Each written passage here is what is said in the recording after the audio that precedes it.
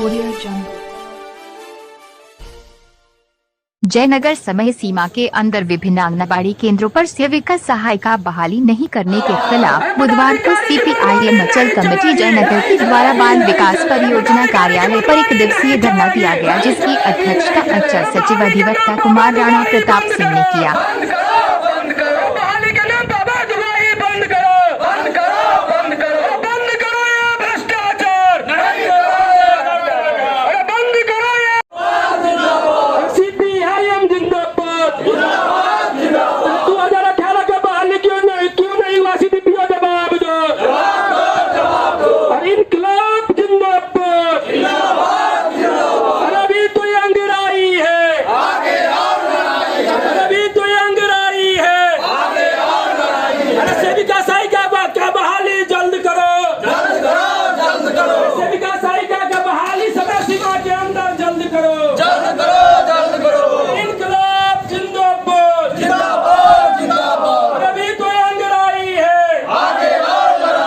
पहले से 18 में हम नहीं थे, 19 में हम नहीं थे, उसके बाद तो पूरा आपका यही चल रहा है। लॉकडाउन चला, आचार संहिता लगा, ये सब लगा। अब प्रोसेस है, प्रोसेस में होगा बहाली जो होने लायक होगा। इनके द्वारा एक ये आरोप कोई कुछ भी लगा देगा, जिसका हम वही क्या करें। कोई गलत निराधार है। अब नहीं, आप बताइए, बहाली वाला मैटर में LS है। अब ये LS है तो प्रोसेस से नहीं होगा, कुछ तो गलत करके नहीं होगा। कुछ क्वेरी था, क्वेरी का हम लोग कर रहे हैं जवाब कि वही जवाब, जैसे कि जाति प्रमाण पत्र का है तो हम लोग इस एक का ये 2 जन्म प्रमाण पत्र हम स्कूल को लिखे हैं। जो जहाँ से जो क्वेरी होना है क्वेरी करके ले रहे हैं, और अगला को देंगे तो आगे से होगा। इनका एक आरोप था कि 2019 में SDO कार्यालय के द्वारा, अब देखिए हम 19 में नहीं थे, लेकिन 19 में नहीं थे, लेकिन जो पदाधिकारी बैठा वो करना है। हम 18 में भी नहीं थे, 19 में भी 19 का वो दिखा रहा है कि बर्मा महीना में वो 19/4 को ही किया गया था। 20/4/19 को SDO कार्यालय के द्वारा पत्राचार किया गया है आपके कार्यालय को। 20/4/19 हाँ 20/4/19 को विशेष आम सभा के। हम नहीं थे उस समय, पदाधिकारी क्या किया। लेकिन ये आरोप निराधार है, जो आरोपी लोग नहीं उस समय नहीं, जो आरोप लेन देन का, अब जो काम है काम हो रहा होगा। लेन देन का आरोप निराधार गलत है। हमको क्या मतलब इससे, जो बहाली LS करती है हम लोग उसको तो उसको इन लोगों का आरोप है कि आपके कार्यालय के द्वारा अवैध उगाही आपके द्वारा मेरे द्वारा कहीं कुछ किया, जो प्रोसेस से होगा वो। मुख्य रूप से पार्टी के द्वारा जो धरना दिया जा रहा है, विभाग को लगभग आज से 1 महीना पूर्व से ही सूचना दिया जा रहा है कि जो निर्धारित तिथि है उस पर आप बहाली का प्रक्रिया पूरा करें। आपको मालूम होना चाहिए 2018 का बहाली अभी तक पेंडिंग है, जिसमें सेविका और सहायिका है। 7 ऐसे जगह हैं जहां आम सभा हुई, कैंसिल हो गया, पुनः आम सभा हुआ, वहां पदाधिकारी नहीं पहुंचा, अब तीसरा आम सभा करना है। 2019 से लेकर आज तक इस कार्यालय को ऊपरी विभाग के द्वारा जो आदेश दिया गया है आम सभा करके चयन करने का, उसके लिए फुर्सत नहीं है। इस पदाधिकारी को सिर्फ फुर्सत है आंगनबाड़ी केंद्र पर जांच के लिए जाएगी और 3500 से 5000 रुपया जेई में डालेगी और वहां से आ जाएगी। यहाँ के यह जो भ्रष्टाचार का जो स्तर है, हमको नहीं लगता कि पूरे बिहार में जयनगर से बड़ा कहीं भ्रष्टाचार है।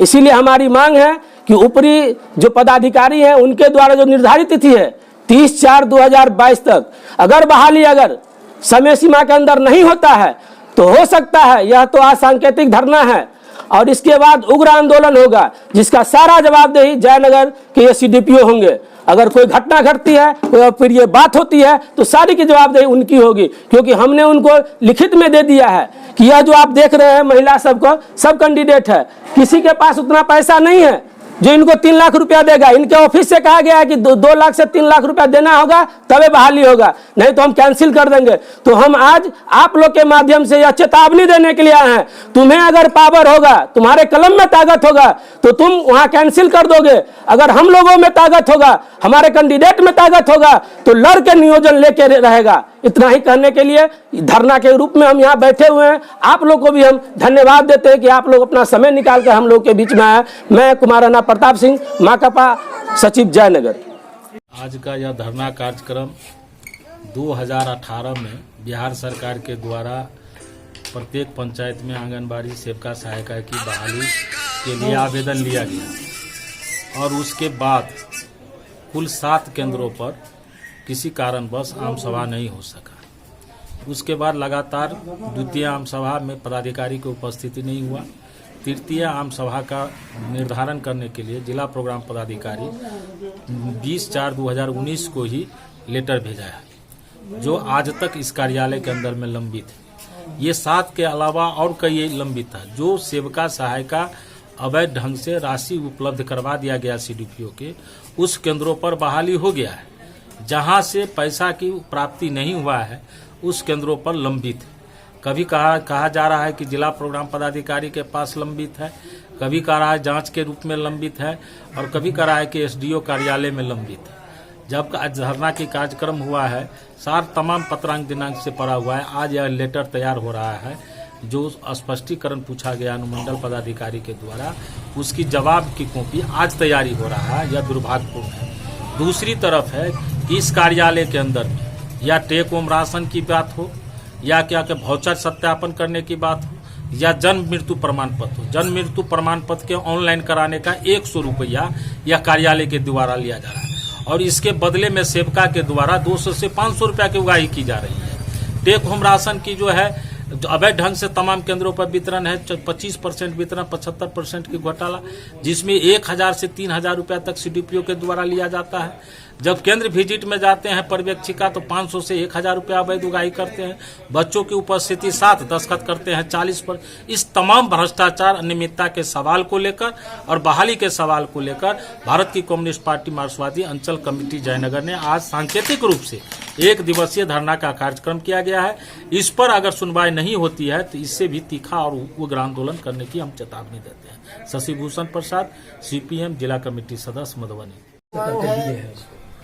जयनगर स्थित बाल विकास परियोजना पदाधिकारी के कार्यालय में जो अनियमितता है, जो सरकारी आदेश की अवहेलना होती है, शायद बिहार में कहीं ऐसा देखने को नहीं मिलता है। 2018 से विज्ञापित आंगनबाड़ी सेविका सहायिका के बहाली के लिए जिला प्रोग्राम पदाधिकारी 30/4 तक समय सीमा निर्धारित किया है।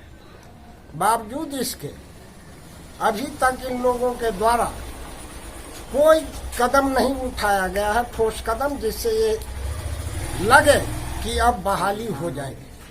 और उसके पीछे स्पष्ट कारण है कि प्रत्येक बहाली पर ये लोग 3 लाख रुपया मांग करते हैं।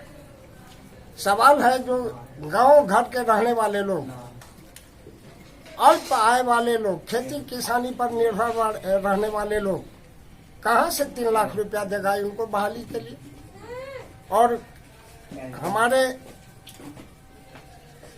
पार्टी के द्वारा इन लोगों को बार बार हिदायत दिया गया कि आप समय सीमा के अंदर बहाली करें, लेकिन इन लोगों के द्वारा कोई कदम नहीं उठाए जाने पर विवश होकर आज हम सांकेतिक रूप से इन्हें आगाह करने आए कि इस दिशा में ठोस कदम उठावे, वरना हम आगे इससे भी तीखा आंदोलन करने पर उतारू हो जाएंगे। रामजी यादव, पूर्व राज्य कमेटी सदस्य, सीपीएम जयनगर।